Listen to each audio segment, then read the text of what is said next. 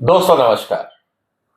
अगर आपने ताजा समाचार सुना हो तो आपको पता लगेगा कि अब ट्रंप ने ओमान के ऊपर भी हमला करने की धमकी दे दी है। अब ट्रंप साहब को यह लग रहा है कि ईरान से तो उनकी बात नहीं बन रही। अब ईरान और ओमान मिलकर हुर्मुज को कंट्रोल करेंगे, ये भी उनसे बर्दाश्त नहीं है।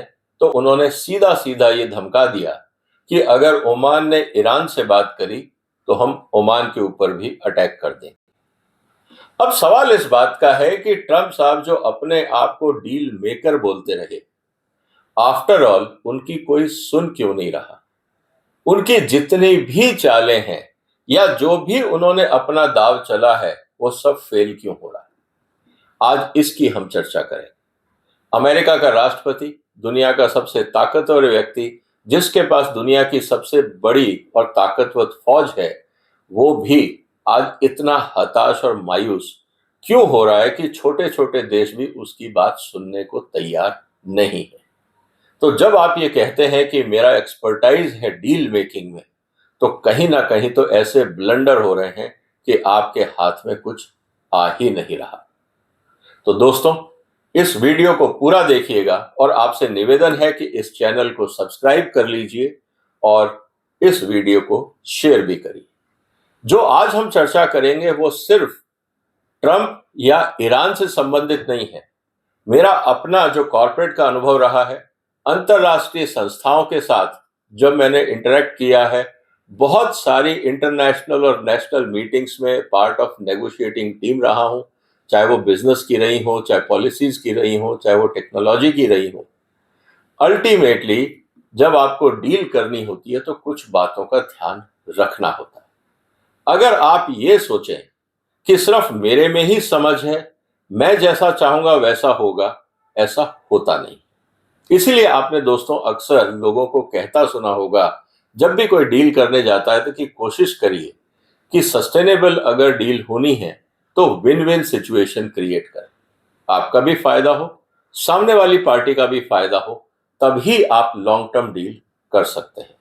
अनफॉर्चुनेटली बिजनेस में भी आजकल लोग शॉर्ट टर्म सोचते हैं। वो कहते हैं एक बार बस मेरा फायदा हो जाए, फिर नया कस्टमर हम ढूंढ लेंगे, और इस स्ट्रगल में वो बिजनेस कभी ग्रो नहीं हो पाते।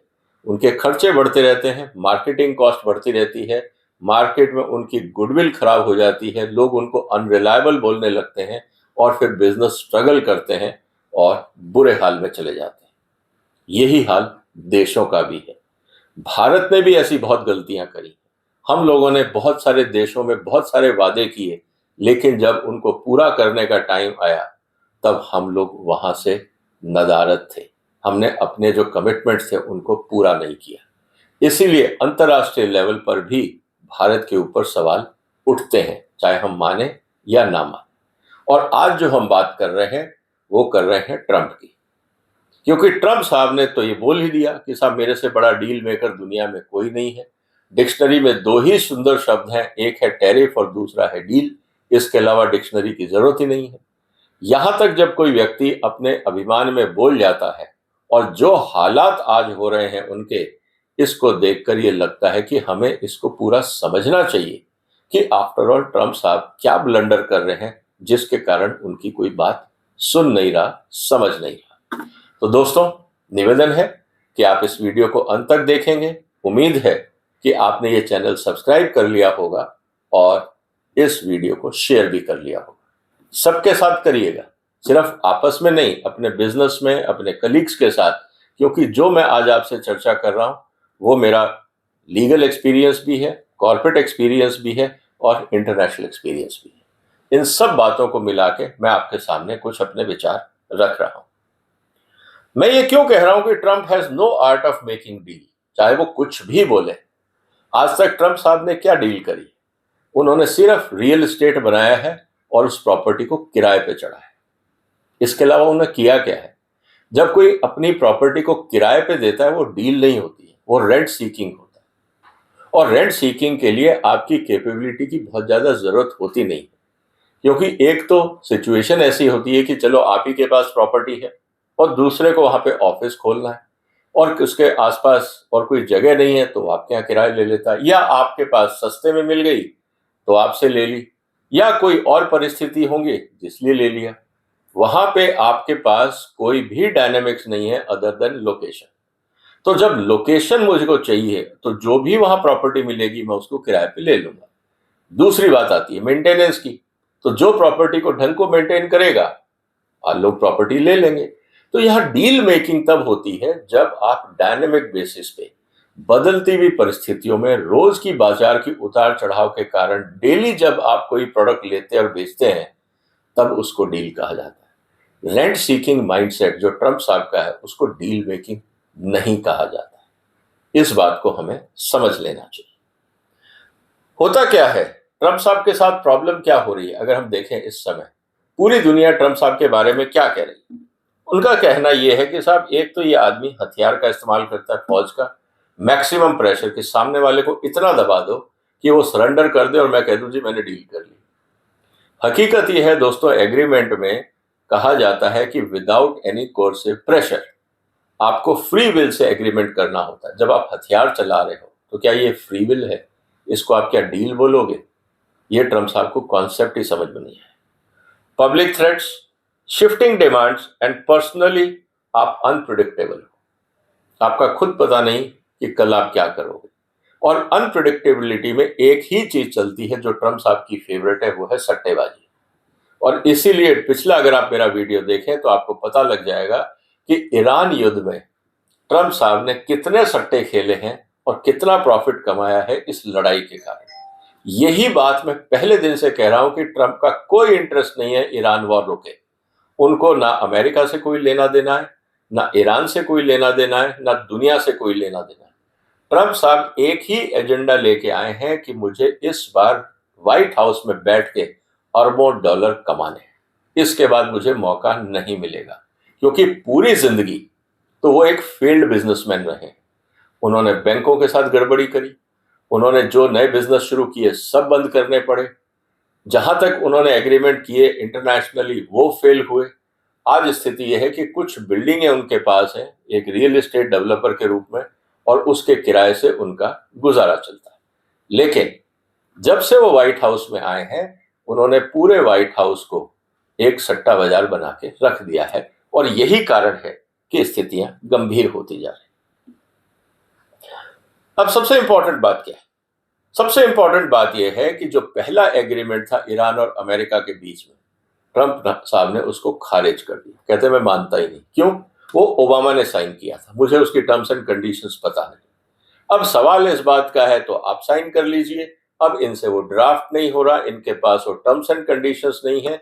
और यहां तक भी अगर आप इंटरनेट पे जाएं और अगर आप JCPO के अगर आप डाउनलोड करके पढ़ते हैं तो आपको लगेगा कि इससे अच्छी ड्राफ्टिंग शायद ट्रंप साहब की टीम नहीं कर पाएगी।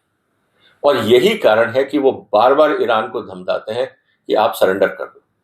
तो surrender is not a deal, surrender is not an agreement. इस बात को उनको समझना होगा। दूसरा, जब भी वो डील करने जाते हैं तो एजेंडा कुछ और होता है, नई बात जोड़ देते हैं। बात शुरू हुई थी न्यूक्लियर की, फिर उन्होंने कहा नहीं हम अब इसमें मिसाइल भी जोड़ेंगे, फिर इसमें उन्होंने बोला नहीं अब हमें हुर्मुज भी जोड़ना पड़ेगा, फिर ये कहा कि नहीं अब हम जो आपके प्रॉक्सी ग्रुप्स हैं उनको भी हमें कंट्रोल करना है। और कुल मिला के ओवरऑल जियोपॉलिटिक्स के अंदर हर चीज वो चाहते हैं कि ईरान के झगड़े के माध्यम से सॉल्व हो जाए और ट्रंप साहब को नोबेल प्राइज मिल जाए। दोस्तों ऐसा तो होता नहीं। इसीलिए इस बात को समझना होगा कि जो बार बार वो अपनी डिमांड बढ़ाते हैं वो डील को और संदेहास्पद बनाती है। लोगों को लगता है यह आदमी स्थिर नहीं। इस बात को भी समझना होगा। इसका मतलब यह है कि जब आप नेगोशिएशन करने जाते हैं और आपके पास एजेंडा नहीं है और सामने वाले पर दबाव डालते हैं तो आप चाहते हैं कि सामने वाला सरेंडर करे, नेगोशिएट ना करे। आज की दुनिया में ऐसा होता नहीं है। ट्रंप साहब को यह किसी को समझाना चाहिए और इससे डिप्लोमेसी भी कमजोर होती है। तीसरी जो सबसे बड़ी प्रॉब्लम है ट्रंप के साथ कि वो जब भी अपनी बात रखते हैं तो वो पब्लिकली रखते हैं, वो सामने वाले को ह्यूमिलिएट करते हैं। आपने देखा होगा चाहे वो कनाडा के प्रधानमंत्री हों, चाहे वो यूरोपियन यूनियन के लीडर्स हों, चाहे वो यूक्रेन के लीडर हों, चाहे वो भारत के लीडर हों, उनको सिर्फ सामने वाले को छोटा दिखाना है और ह्यूमिलिएट करके ये प्रूव करना है कि दुनिया का बादशाह तो मैं ही हूं और जैसा मैं कह रहा हूं वैसा करो। स्थिति क्या हुई? एक एक करके लोग साइड में हो गए, किसी को उन्होंने इंसल्ट किया, किसी को अल्टीमेटम दिया, किसी को कहा आप सरेंडर कर दो, या किसी के ऊपर बहुत ही भद्दे कमेंट्स की। ऐसी स्थिति के अंदर कौन डील करेगा? इसको डील करना नहीं कहते हैं। ट्रम्प साहब को शायद ये बात समझ में आनी चाहिए कि पब्लिक ह्यूमिलिएशन से कोई भी आदमी डील नहीं करता है, इसीलिए कहा जाता है फेस सेविंग आर्ग्यूमेंट होना चाहिए। जब आप विन विन की बात करते हो उसका मतलब होता है फेस सेविंग अप्रोच, कि आपको भी लगे कि आपका फायदा हुआ और सामने वाले को भी लगे कि वो भी कुछ पाके गया है। वन वे आर्ग्यूमेंट्स में डीलें नहीं होती हैं। ट्रम्प साहब अगर डील मेकर हैं तो उनको ये बात, बेसिक बात समझ में आनी चाहिए।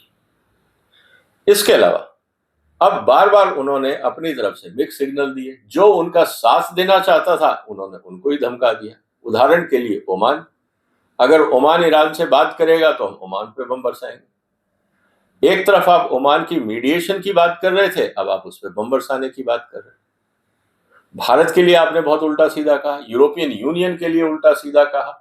तो कहने का मतलब ये है कि ओवरऑल जो ट्रम्प साहब के जो सिग्नल्स है ना, वो एलाइज और एडवर्सरीज को समझ नहीं आते कि वो करना क्या चाहते हैं। यही कारण है ना तो आज तक यूक्रेन वॉर रुका है, ना ईरान वॉर का कोई अंत दिख रहा। ऐसी स्थिति में ट्रम्प साहब का ये बयान आया कि मुझे कोई परवाह नहीं कि मिड टर्म जो इलेक्शन होंगे उसमें मेरी पार्टी का क्या होता है, मुझे उससे कोई लेना देना। 4 दिन पहले बयान आया था कि अमेरिका की आर्थिक स्थिति का क्या होता है, मुझे उससे भी कोई लेना देना। और फिर व्हाइट हाउस को जस्टिफाई करते रहना पड़ा कि नहीं, ट्रम्प ऐसा नहीं वैसा कहना चाह रहे थे। ये प्रॉब्लम है ट्रम्प साहब की कि किसी को समझ में नहीं आ रहा कि उनके दिमाग में चल क्या रहा है। कभी धमकाने की बात करते हैं, कभी रिजिम चेंज की बात करते हैं, कभी कहते हैं नहीं सामने वाला कंट्री बड़ा अच्छा है, और फिर तुरंत पलट जाते हैं। फिर कहते हैं नहीं मुझे इसको नहीं करना है, फिर कहते हैं नहीं ये तो ठीक था। तो इस स्थिति के अंदर बड़ा मुश्किल है, ट्रम्प से कौन डील करे, क्योंकि पता नहीं कि आज वो क्या बोल रहे हैं और कल क्या करने वाले हैं। अब बार बार वो इस बात को धमका रहे हैं कि मैं ईरान को तबाह कर दूंगा। पिछले लगभग 50 साल से ईरान पे तो सैंक्शन ही लगे हुए। आज ईरान ने जो इतना बड़ा ड्रोन और मिसाइल का डेवलपमेंट किया, ये तो सैंक्शन रिजीम में किया है ना दोस्तों। और कितने सैंक्शन लगाओगे? आपने तो उस देश को पूरी तरह से बंद कर रखा है, उसके बाद भी वो देश सर्वाइव कर रहा है। इसका मतलब ये है कि जब आप जरूरत से ज्यादा किसी पर दबाव डालते हो तो वो आपको इग्नोर करना शुरू करता है, आपका अल्टरनेट ढूंढ लेता है। ऐसी स्थिति के अंदर अब ईरान को कोई फर्क नहीं पड़ता ट्रम्प क्या धमकी देंगे, क्या करेंगे, बम और गिराएंगे। 14,000 बम आप गिरा चुके, और कितने गिराओगे। लेकिन दूसरी तरफ ईरान ने भी कह दिया कि अब हम भी खुल के लड़ेंगे, अगर लड़ना ही है तो फिर खुल के लड़ते हैं, जब मरना ही है तो फिर शहीद हो, फिर कवर में या कमरे में छुप के बैठ के लड़ने से क्या फायदा। तो कहने का मतलब ये है कि ट्रम्प साहब बहुत बुरा फंस गए अपने इस एरोगेंस के चक्कर में, क्योंकि अब ना तो उनके कंट्रोल में ईरान आ रहा है सैंक्शंस लगाने के बाद, वहां की इकोनॉमी कोलैप्स होने के बाद भी रिजीम वही की वही है। इसके अलावा चाइना का दखल बढ़ गया, और इसके अलावा जो प्रॉक्सीज हैं उन्होंने इजराइल और अमेरिका का जीना हराम कर रखा है। हुर्मुज का प्रेशर जो पहले नहीं था अब बढ़ गया। अगर अब हुर्मुज पे ज्यादा लड़ाई छिड़ती है तो रेड सी पे खतरा आ जाता है। मुश्किलें ट्रम्प साहब बढ़ा रहे हैं। इसको डील मेकिंग नहीं कहा जाता है, इसको crisis creation, man made crisis कहा जाता है, जो ट्रम्प साहब इसका सूत्रपात है। अब उनके पास घूम फिर के एक ही हथियार है, जैसे कहा जाता है ना कि बंदर के हाथ में उस्तरा। ट्रम्प साहब के हाथ में सिर्फ एक ही पावर है, वो है अमेरिकन मिलिट्री के कमांडर इन चीफ। अब वो चाहते हैं मैं हर एक को डरा धमका के काम करवा दूं, लेकिन वो ये भूल गए कि मिलिट्री की भी अपनी सीमाएं होती हैं। आप कुछ भी कर लीजिए, एक लिमिट के आगे मिलिट्री फेल होती है। अगर सिर्फ मिलिट्री ही सब कुछ कर रही होती तो पूरी दुनिया में इतने देश नहीं होते। जो देश किसी जमाने में सबसे पावरफुल होता, बस वही पावरफुल रहता हमेशा के लिए, क्योंकि उसके पास तो पावर थी, और जब वो दूसरे देशों पे कब्जा कर लेता तो पावर और बढ़ जाती, तो फिर वो कभी हारते ही नहीं। लेकिन ऐसा होता नहीं।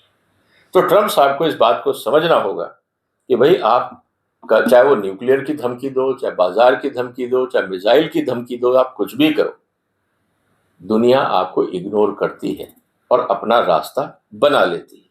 लेकिन इस प्रोसेस में क्या होता है, आपके अल्टरनेट खड़े हो जाते हैं। आपने डॉलर का मिसयूज किया, डीडॉलराइजेशन शुरू हो गया। आपने हथियारों का मिसयूज किया तो नई ताकतें खड़ी हो गई। आपने बैंकिंग सिस्टम का मिसयूज किया, अल्टरनेट खड़ा हो गया।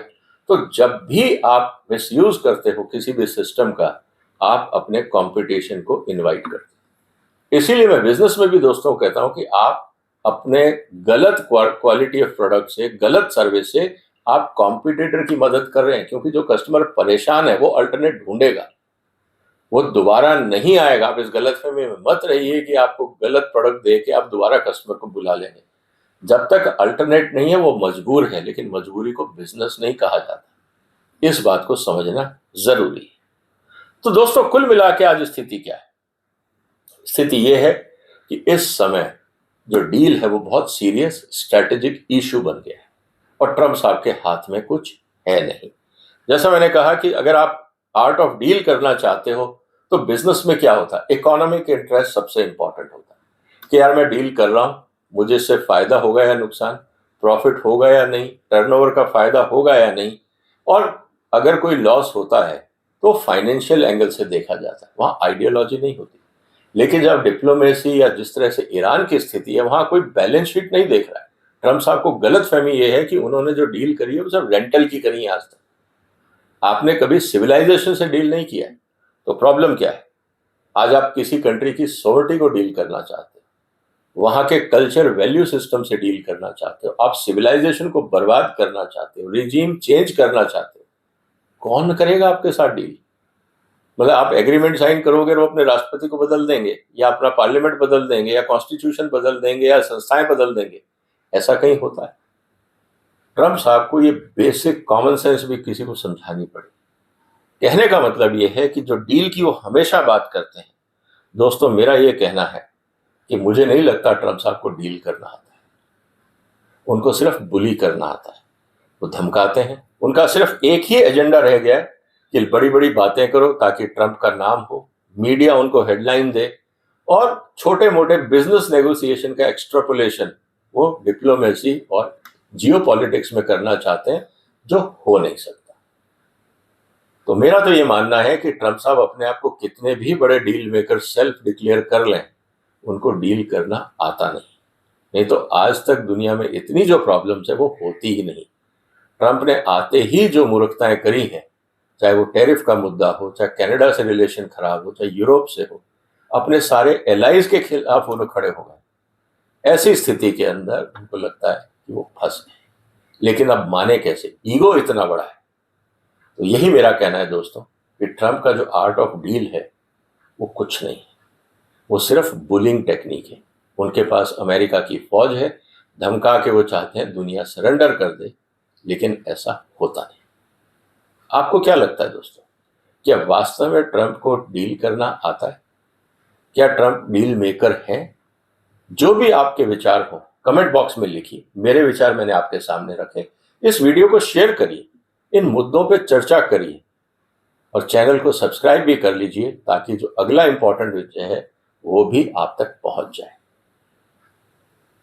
फिर मुलाकात होगी एक और महत्वपूर्ण मुद्दे के साथ। तब तक अपना ध्यान रखिएगा। फिलहाल वंदे मातरम।